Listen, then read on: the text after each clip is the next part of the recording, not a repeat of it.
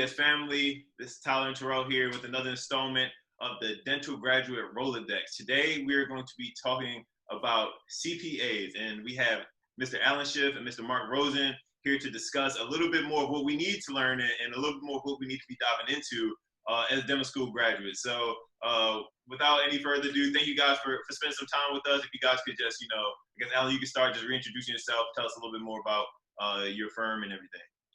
Oh, thank you, Terrell. I'm happy to be here. I'm honored to be here, and thank you for asking us to be here. I'm in Baltimore, so I serve the Mid-Atlantic, and I'm a dental CPA, which means that every one of my clients is a dentist.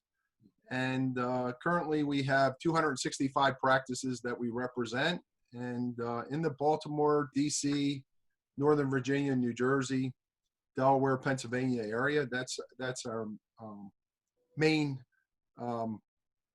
service area, and we service the dentist and from cradle to grave. So what's cradle to grave mean? That means from dental school, just like Mark Rosen is doing with you all at Tufts, to when dentists get to the point of retiring and ultimately selling their practices. So I share my knowledge. I'm at University of Maryland's Dental School, University of West Virginia in Morgantown, and also in VCU, which is in Richmond, Virginia. So I love sharing my knowledge. And as we go through today's video, you'll hear a lot more. How about you, Mark? No, thanks again. Just like Alan, very honored to be here. Honored to be with Alan on this webinar type setting also. So thank you. So Rosen & Associates, a firm based out of Westborough, Massachusetts, just outside of Boston. We too obviously service 100% dental practices, work with a little over 800 in the New England area. We're in many dental schools, obviously Tufts, BU, Harvard, UConn, University of New England, all kind of around the New England area. And Alan, I think, put it well. From the very beginning, dental school, going through purchasing a practice, starting a practice, all the way through a transition, a buy-in, a sell. Our firm helps manipulate it all and work with you so you can obviously have the best dental life you can and the best life afterwards too, both financial and just emotional for everybody. Awesome. Thank you both for joining us today. But let's go ahead and kick it off. What is the significance of a dental accountant? Why would we as future dentists need to, work with a dental accountant instead of maybe using a bigger accountant firm? That's a great question. Maybe I'll jump on it first, Alan. We get asked all the time, why should I go with a dental CPA and not the local CPA? Right. So for starters, the local CPA, jack of all trades, I won't say master of none, but some people say that, but they work with all kinds of practices or all kinds of businesses, the pizza shop, the auto dealership. And so the rules slightly change what you can take advantage of, and your understanding of that business is imperative. Since we're dental accountants, our focus is right there. We understand the technology in your practice. We, like one of our colleagues can say, can point to tooth number 8, all of those types of things. But really understanding the metrics inside your practice and beyond just the taxes is something that we embrace significantly and really feel it's a large part of your practice, the practice management piece along with the taxes. And so that's one thing most typical local, general CPAs don't handle. Alan, you agree, obviously, on most of this stuff? Of course, Mark. You're actually echoing my comments. Just to add a couple things, when I was growing up in accounting, I started with a large firm, and I handled wholesale distributors, manufacturers, pizza places, automobile dealers, nonprofits, and of course, medical dental. And I chose dentistry. And many people will ask me, why'd you choose dentistry? And the one word is compassion. I love the compassion in dentistry. I love the we concept versus the I concept. We concept that we achieve more as a team than I do individually. I feel in dentistry, we leave our egos at home and we don't bring them to work like in some of the other industries. Some of the other industries I handled before I specialized in dentistry, it was all about me and nothing about my employees. I just didn't like it. So I just gravitated to dentistry. So in answer to the question, why choose a dental CPA? Because every one of our clients are dentists. We understand the lingo. Like if you ask us about an MOD, we know what an MOD is. Mark said we can point to tooth number 8. We understand all the technology. So part of it is there's no learning curve if a prospective client were to choose any of the members of the Academy of Dental CPAs, because we're all well trained. We all understand the terminology, and we can use that knowledge to ultimately create wealth for the client, minimize their tax costs, and quite frankly, create a really, really nice style of living, work balance, life balance, and we have the tools to do it. So I think that's the advantage, as opposed to you can choose your local CPA, but you may be one of 2 dental practices, and then he has a pizza place, a wholesale distributor, or manufacturer, and maybe a nonprofit, and you kind of get lost in there. And as we go through today's session, I think those that are watching will really gravitate to why they need a dental CPA, just because of the things that we talk about and the way we spend our time. So they're the immediate advantages. Yeah, Mark. I'd also jump in, Alan, and just say, understanding the industry and working in one industry gives us the relationships in the industry, whether it's with a bank, a contractor, the dental supply company, the consultants, anyone. Because we work in our markets, and this is the only industry, that's where we network. We network within our industry only, and therefore can help you if you're looking for something specific and point you in the right direction, especially for the legal side, another type of thing where, going towards that specialist. So we as a dental CPA will play quarterback for you and get you out in the industry and get everyone to meet you so you can be successful in your practice. Nice. Well said. Yes. Yeah, and I kind of want to piggyback off some of those points. You guys say you guys are pretty well rounded and delve into different aspects of the dental life. I guess if you guys could just give us like a quick story of how it ended up, working out for somebody going with you guys. Like maybe it was like you said, maybe it was a person that you knew that kind of turned the situation around for somebody who was I guess a customer of yours, or something like that. If you guys could share like a success story. Mark, you want to go first? No, go ahead. I'll let you go. So it's almost like every engagement, Tyrell, that I handle, there is something in there that creates a challenge that, as a dentist, as you all know, as you're going through school, there's no curriculum in dental school to prepare you for the business world. So it could be just a strategy of just submitting a letter of intent, and the fear of the letter of intent when you're looking to buy a practice may not be accepted. And then all of a sudden the letter of intent is accepted because they're using our guidance to get them through the letter of intent. And then as you go through that whole process, the seller signs a letter of intent, then they get financing, then they create an LLC, if you will, or a taxing organization. Before you know it, they're in practice. And it's an amazing feeling, because when you graduate school, you're up to here with debt. You could have student debt, you could have credit card debt, you could have a car loan, you could have a mortgage. You may even have an installment loan, and you think to yourself, as a DDS or a DMD, you may not get financing. But what Mark is sharing with you, and I concur, is that our relationship, particularly in the banking industry, is just simply amazing. And when the bankers receive any financial documents from any of our firms, there's instant credibility in the reliability of those documents, and it's able to push a deal like that further along. So there's so many success stories in, well, I have so much debt, who would ever consider financing me when I owe student loans and mortgages and car loans and go right through all the debt? And that is like amazing job satisfaction to me. Amazing job satisfaction. Mark, how about you?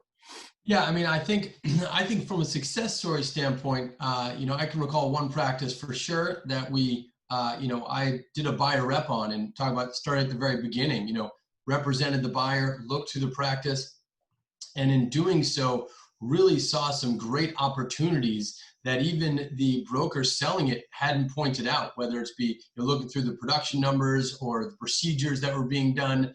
And so we ended up, helping that, dentist purchase the practice, and now 5-6 years later, seeing that dental practice flourish and really helping them along the way, make other changes, invest in technology, change appointment times, really, work alongside with them, not only from the tax return at the end of the day, which, you know, I know Alan and I don't just want to do a tax return. If you want to do that, go to H&R Block. You know, that's not where our value comes into play. It's holding your hands through the process and then seeing the fruits of the labor of your client, you know, being successful and putting in a retirement plan and being financially stable. You know, that's a big satisfaction. But understanding the industry at the very beginning and having done that, and having helped at this point, I think I've started up, sure like you, well over 75 or 100 practices from scratch. So, and then watching them all be successful is definitely exciting. Yep. Awesome. That's awesome. And so we know you all do more than taxes, but you know, a lot of pre-dents, or not pre-dentists, you know, a lot of dental students coming into actual practice, we don't really know that much about taxes. So could you kind of give us an example of something that you would recommend to a dentist with regards to their taxes, just so we can kind of get a feel of what you all would suggest to us? So I don't understand taxes either. No, I'm just kidding. No. I have great staff for that. No, but I think in the tax world, I think the most important thing about taxes is planning, right? It's the planning behind taxes and the proactive approach that we everybody in the ADCPA in our group and a dental CPA really takes pride in, because when you can plan, then you can make those decisions about investing in technology or changing appointment times or bringing a hygienist in or an associate in. So the taxes are kind of a byproduct of it, but it's the planning behind all of it. And so there's lots of tax strategies, and because we are in the same industry, we see what passes muster and what doesn't. You know, what's gonna, you know, there's white and black area, and we got to follow the rules of the IRS, but you can also interpret them inside the industry and know what works for everyone. And so utilizing the tax code the best we can inside the industry is really important. Yeah, I would add to that. And Mark, that was great. That was outstanding. You don't know anything about taxes. You crack me up. You absolutely crack me up. So I would. Yeah, I'm like, hold on, man. Well, you got to have some personality. I mean, right. Sure, yeah, definitely. Especially as a CPA. So I would add to that. Our approach is profitability first. You got to get profitable. You got to be able to create wealth, and then allow taxes to come into play and minimize the tax costs as you're doing that. So you got to figure out what is your objective. Just like Mark said, the planning is what it's all about. And part of it is we have to meet with our clients, understand what their plan is, have us share our plan with them as to what we feel would be great to implement, and then work it out so that we can minimize their tax costs. Anytime that you're paying for something personally that you feel could be a business expense or a business opportunity, you should bring it to your dental CPA and have a discussion. And the biggest thing that you're paying personally is the use of your car. So this is one example. So the question is, are you just commuting, going back and forth to work and not using your car for business? Or are you going to study clubs? Are you stopping at Starbucks or Dunkin' Donuts? Are you stopping at the bank? Or are you stopping at Office Depot on the way in? Or are you making stops before you get to work, where ultimately rules come into play that would allow your car to be a business expense? This is just one example, but it takes a conversation to be able to get to the bottom of it. And also some level of comfort from both the dental CPA and the client to make sure that we're maximizing those types of deductions. Gotcha. Okay, so and just to speak a little bit more about it, I know you guys say you don't just do taxes, but I guess how deeply involved are you in like the creation of a dental practice? Like, are you hand in hand with like working on the design and kind of saying, okay, you might not be able to go with the circle design because the numbers don't work out here if you want to do X amount with the equipment? Like how involved are you guys with that? Well, since I don't know how to do taxes, I don't grab a hammer either and build anything. But that being said, very involved, I would say, and Alan's going to agree. I mean, I definitely will see blueprints of practices beforehand, give my opinion. Now, I'm not doing measurements, but since we've seen a lot of practices and knowing that wow, that's a big waiting room, or can we get a 7th operatory in there? And what's the cost analysis to doing so? And let's review the loan piece and how much, because it's a lot of the equipment people. They want to sell equipment. They want to sell supplies. That's their job. They also, though, want to, do right by the client. It's our job to stand by our client and say, do those expenses make sense as you're building? And so I'd say every step of the way, in the first person to call, I usually say, is the dental accountant. Why? We're the ones that stick around for the life of your practice. You work with the lawyer, you get it set up. Sometimes you keep the lawyer, sometimes you don't. You get a banker, you get your loan, you pay it off, there goes the banker. You did construction guy, there goes the construction guy, right? But we walk through everything with you. So to get a dental CPA involved early and then help walk you through, there's continuity behind everything. You see the changes and you can jump in if you see something that's not right. Yep. And I echo what Mark said. I will tell you, when a client of ours is building out a practice, I will ask for the blueprints. And Mark, the first thing I'm looking for is, where is the sterilization area? Yeah, the reason for that, you think about it from the consumer. When the consumer's at home on Sunday night, they get 60 Minutes or 20/20 or one of these TV shows that talks about all the bacteria in the water, all the bacteria in the dental office. So to me, if you build out the office and you have the sterilization in front of the patient, you take the fear out of the patient. You say to the patient, this is how we go about our sterilization. We take it serious, and don't pay attention to 60 Minutes and 20/20 and all the other TV shows. So I'll look for that. Tyrell, you brought up a good point. I bring up a circular motion, assuming the facility and the layout can handle it. I like to have a patient enter, and as a patient's exiting, not have the two of them bump into one another. So it's more important now, right? Right. More important now, particularly with the COVID-19. Yeah. Right. And then, of course, you got to be concerned about HIPAA and how that works out, because you have privacy. I'd love having a consult room with the doctor's diplomas and the best of Massachusetts, the best of Maryland behind them to create third-party credibility. You can't get a consult room in every facility because there just may not be enough square footage.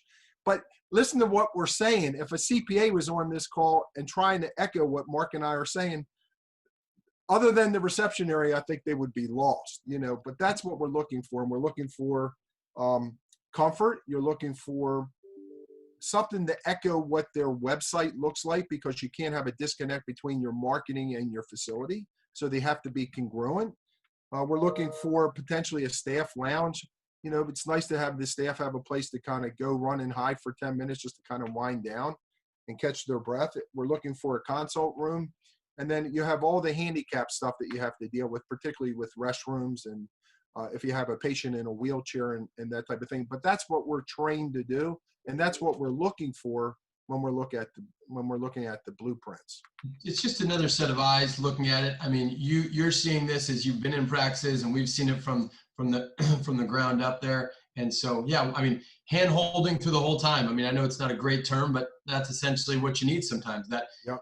A business advisor from every sense of the word is really to be that go-between where you think something doesn't look right, and we've seen it a lot of times, and we're trying to walk you through it, and like I said, play that quarterback along the way and help out the client as much as possible.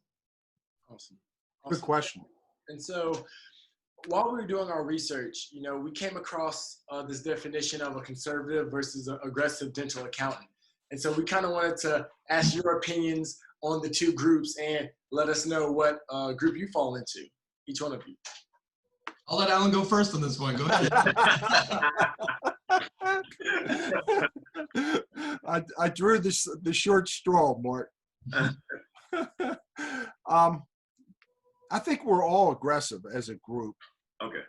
But we're aggressive with some level of conservatism. I mean, you can't be obnoxious, but I think you're fighting for your clients, and you're doing things that, quite frankly, you can put your head on the pillow tonight and look in the mirror tomorrow and know you did the right thing, or never ever have to question or lose sleep over ridiculous decisions. And Mark and I see it all the time when we pick up new clients, the stuff that's on the books that should have never been on the books, and you kind of scratch your head, and it's almost embarrassing to our profession that other accountants are having this type of behavior.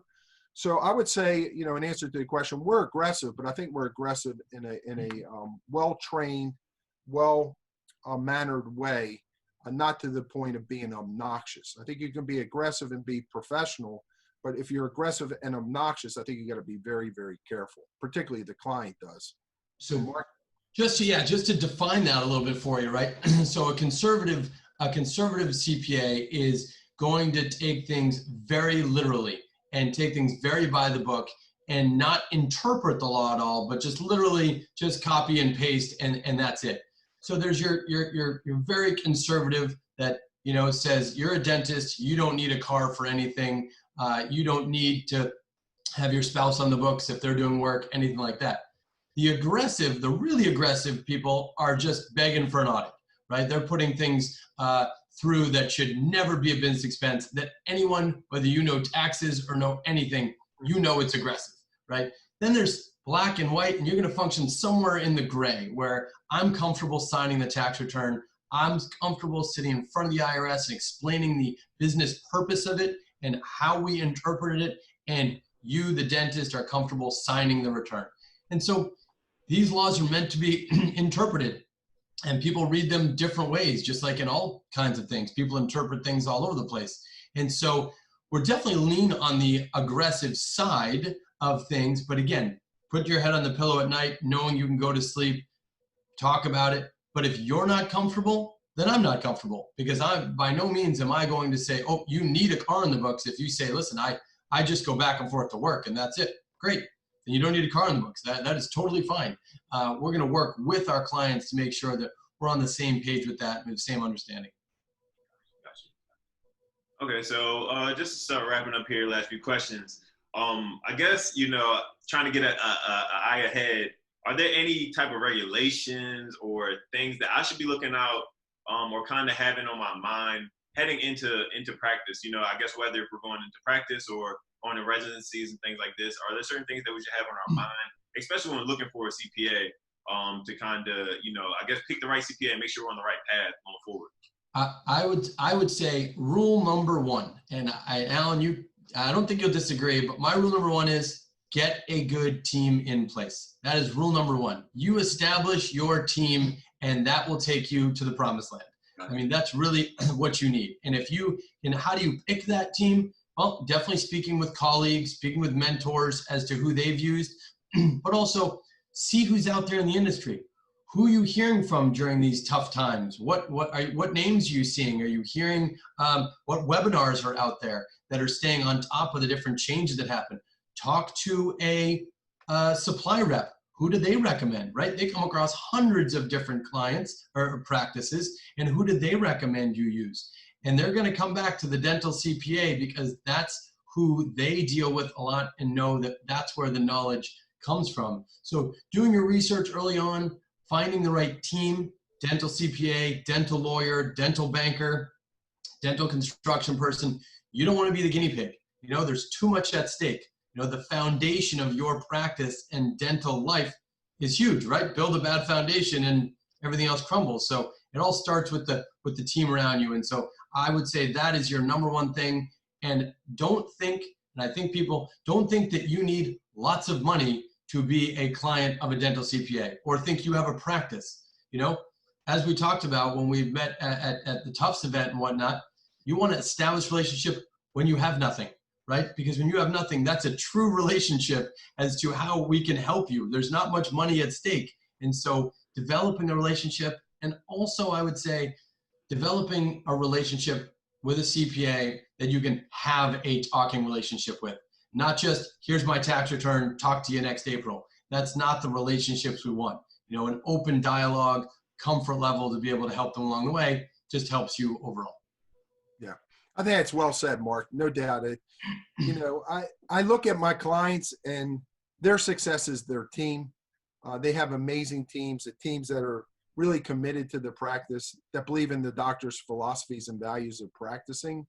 And it creates success throughout their entire practice. Not only the doctor, but the employees share in the success as well. Coming out of school, if, because you won't be able to buy a practice for at least 18 months, you'll have to be an associate, whether you do a GPR or maybe associate at Dr. Smith or Dr. Jones's office. You'll have to do that for at least 18 months before you can buy your first practice. One of the mistakes that you may make is, are you an independent contractor or an employee? So you're going to need Mark's advice, my advice, and our other colleagues in the Academy of Dental CPAs to help you with that decision, because certainly there's IRS regulations that you have to adhere to, as well as the facts and circumstances. So be careful with that. From the employer's point of view, they want to call you an independent contractor because you pay all the taxes. You pay all the Social Security tax, the federal tax, and the state tax. We would like you to be an employee because then the employer's paying all the taxes. But you got to consider the facts and circumstances, and you got to be careful of falling into a trap there, particularly when you first graduate. And I think we've mentioned the ADCPA a couple of times, but I don't think we've talked about exactly what it is. So I will let the president of the ADCPA, Alan, break that down a little bit for us. Mark, you really teed it up for me, as they say. I'm trying. Wow. So ADCPA stands for the Academy of Dental CPAs. I am the current president. We have 24 firms across the nation that do exactly what Mark and I do, or maybe we do what they do. We represent in excess of 9,000 practices. So we have a huge database of key performance indicators, metrics, things that we rely on all the time to help us, with our practices, help us with consulting. Just yesterday, we had a question, what do you pay an endodontic associate? And at least within the first 15 minutes, we probably had 20 responses. And that's really, really powerful. It really allows us to come back to our market, consult with our market and say, well, this is what they're paying in Seattle. This is what they're paying in California. This is what they're paying in Boston. And therefore, the client has all this information within 10, 15 minutes. So we're constantly talking. We have a daily chat. Over the last 14 weeks, we've chatted quite a bit about, unfortunately, the pandemic that we currently have and how it's impacting dentistry and how it's impacting our clients. Because as you know, most of the practices had to close half of March, all of April, part of May, and some practices maybe even into June. So Mark and his firm have led the charge on keeping all of us in the Academy of Dental CPAs educated, and I applaud Mark. Team effort. What's that? The team effort. Team effort. Yeah, we all have worked really, really hard, but Mark has worked exceptionally hard, and I'm proud to call Mark my partner in the Academy, and that's how any client that were to use any of our Academy firms would benefit from everybody sharing their knowledge. So we're able to share because none of us are in the same marketplace. So it's a free sharing, a sincere sharing, and really for the benefit of the dental community. And we do it with our heart. Our heart comes first. If business comes, but we do it because we love the profession, love the industry. And as Mark said, I've done a number on the American Dental Association, had as many as 10,000 members on a webinar. I've done state associations, and Mark, you've done state associations as well as your firm, as well as Tufts. And that's just an example of how we give back and give back with sincerity. And the Academy is amazing. We were formed in October of 2001, right after September 11th, started with 7 firms, and today we have 24 firms, and we're proud of it. And I will tell you, besides, this is me talking, besides my family, my employees, and my clients, the ADCPA is right up there. He's right on. There's nobody more passionate than Alan, but everyone's more, very passionate about the ADCPA. And so wherever you are out there in the country, look up adcpa.org, and find your local ADCPA rep, and they'll be able to help you for sure. Absolutely. Amazing. Okay. And so it sounds like you all do a lot, a lot of responsibilities, a lot of the important things. Sure. But now I have to ask, what are the costs? Give us a range of what it's going to look like for a recent grad to come out and employ one of you great CPAs. So that's a good question. And I will say, like everyone, It varies, and it's very different things. We purposely don't say, oh, 1040 or a personal tax return is $300. I mean, there's a reason for that, is because a lot more goes into it, each single one, just like every mouth is different, every tax return is different, right? And so the services that you need, and we feel, then, they're priced appropriately. But even amongst all the dental CPA firms, we all have different methodologies. Some bill hourly, some have a fixed fee, some have 4 meetings a year, some have 2 meetings a year. So it's different in every single practice, which works best with the personality and the style of that CPA. So not that I'm trying to skirt the question, but there's not if I told you, oh, it's $500, I'm going to get 100 phone calls asking me, why am I paying $600 for my return? Because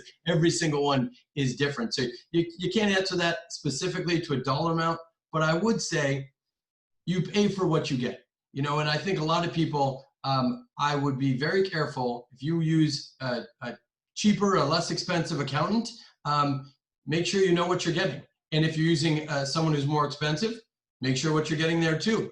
And I think they should reflect, they should be proportional to each other. So understanding what you're getting for the cost, I think, is the most important thing, and not shorting yourself because the advice is worth millions to you in the future. And so you may say, I'm going to go with a cheaper person to start my firm. Do you really want a cheaper contractor to build your foundation and then try to get an expensive one to put a house on top of it? That doesn't really work, right? So you really got to, again, build that team early on, pay for the knowledge that you're going to get. Excellent, Mark. It's hard for me to add anything to that. I will tell you guys, it's an investment. It's not an expense. It's an investment. It's an investment now, and it's an investment in your future. And what we bring with all the intangibles that are in our toolbox, whatever investment you make, you're going to get 10 times that, if not more. And, it won't even feel like a cost to you. And particularly what you may have experienced in the past versus the knowledge that we're going to bring with the resources we have. And like Mark says, we have resources in every dental discipline that you can imagine, from banking to marketing to credit card processing. That's kind of crazy, right? To industry experts that we can call upon in any major category that we have questions. It could be, how do I bill PPE fees? Good question. Many people don't know how to do it. We have resources to be certain that the information we're giving you is true and correct. So, so the intangibles we bring, you just can't measure. You just simply cannot measure. And it's hard because they happen daily, but as you start to accumulate them, that becomes the value that we bring each time that we're engaged. And unfortunately, if you use somebody that was cheaper, or a brother-in-law or sister-in-law or a family member, and then you hire one of the Academy of Dental CPA members, you kind of scratch your head and you say, "Oh my God, what was I thinking?" And because if you don't know, you don't know. Yeah, Mark. I said that happens more than you know.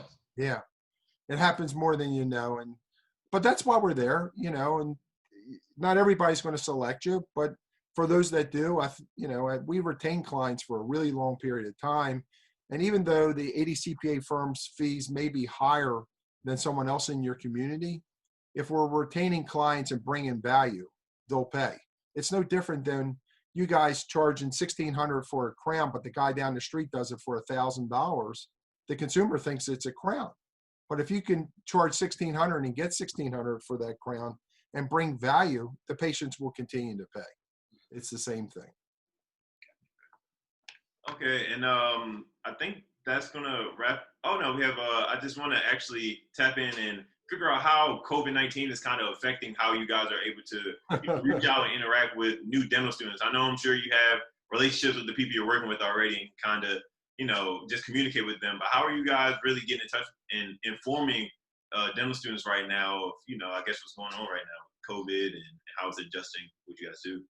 Well, amazingly, we got reached out to by some tough dental students, and so therefore we're here. No, that's how we're reaching out to everybody. But no, I mean, through the webinars, and I think as times change, I'm sure some of the seminars that we put on in the past live we'll start putting out in terms of Zoom meetings, and we're becoming much more familiar with the Zoom and the Zoom machine, or whatever you want to call it, and it seems to work out very well, and we really get that personal interaction. And I've done a couple smaller dental society meetings with 20 people on, in which there's some great interaction. So setting those up in the dental schools, happy to do, and having that conversation could work very well just to help guide you. It's a little bit different of a look of an industry right now. Hopefully it gets back to what we called normal before, but until then, things are changing, and we're staying on top of all the different regulations that are out there, and changing the dental office, and working with consultants very closely, and leaning on the ADCPA, obviously, to get that kind of information. But reaching out to the dental students or having them reach out to us is great. We welcome that. We're happy to answer questions and help out and set up meetings, anything that can benefit the industry and benefit the future of the dentist. Right. I'd like to add to that. We have an amazing relationship with the ADA, and the ADA finds out about things before they even hit the market. So we're tapped into that, and we can get that information out quickly to our clients. And that's an example of the benefit of using one of our firms. We are pretty well committed to not only the American Dental Association, but all the state associations, and for all the webinars that we've done in addition to the ADCPA podcast that our friend Art Wiederman hosts in Los Angeles, California. If a dental school student wants to Google it or reach out to Mark and I, we can put them in contact to all the podcasts and all the webinars we have all done as firms if they really want to get educated. Now, there's one thing I want to add, and Mark, I want you to add to this too.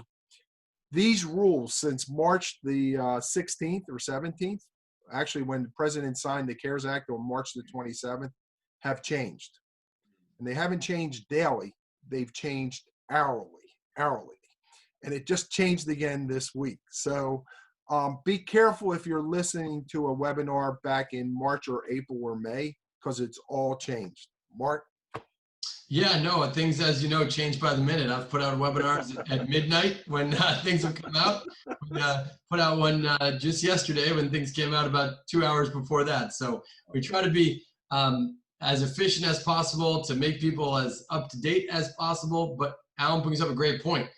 You got to watch the date, and things change so quickly nowadays that the dentist, the dental student, the bankers, I mean, it's very difficult to keep up with everything. And so just, you got to stay on top of it. It's a full-time job. Just keep it on top of everything. And I think that's something you got to watch out for. But we're here to help. That's what our job is, and we're trying to do the best we can.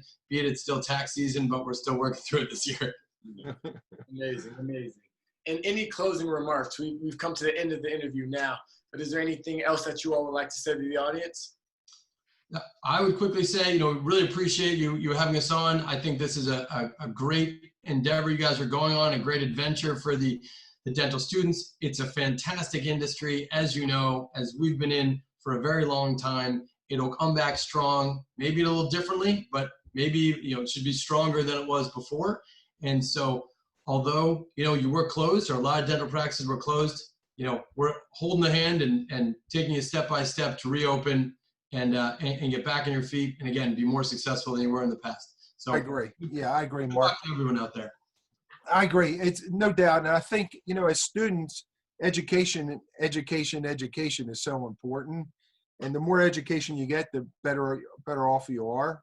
So just having us on, and hopefully those that are going to see this in the future will get additional education, and then they can reach out to other folks, in addition to Mark and ourselves, our other colleagues in the ADCPA, that can continue to educate them. And right now, the ADCPA is in over 50% of the U.S. dental schools. So we teach curriculum of, and really it's just one word, it's entrepreneurship, and teach you how to really live and dream the American pie and own your own business. And what other industry? Think about our families that are in all these different industries. Could be construction, could be in restaurants, it could be in healthcare of some sort. But in dentistry, Mark and I, along with our colleagues, can get you 100% financing to go into business, plus 50,000 in working capital. There's no other industry like it. And that's why you all should continue to work hard as dental school students. Be a sponge, soak up the knowledge, allow somebody to mentor you, leave your ego at home. And within 18 months to 2 years, you could own your own business. And that could be just simply amazing. And the last comment I want to leave you with, you will always make more as an owner than you'll ever make as an associate. You'll always make more as an owner than you'll ever make as an associate. So if you ever want to own a practice and really enjoy the fruits of your efforts, you have Mark and I and our colleagues to be the cheerleader to get you there and realize your dream. And thank you so much for having us. Thank you very much. That's awesome. Mark, Alan, thank you so much for taking such time out. I'm sure you've been helpful to all the viewers out there. You've definitely been helpful to us in this short time. So, always good information, especially, we were able to talk to Mark in the past as well. But for everyone out there, if you guys have any questions for Mark or Alan, add it down to the comments or, head over to Instagram, shoot us a DM at _FutureDDS, and we'll make sure we get in touch with them and kind of create that conversation for you. If you have any questions for us, also send us a DM there. We'll get to you as soon as we can. That's going to be it. Thanks again, Mark and Alan. You guys be well. Thank you. Thank you.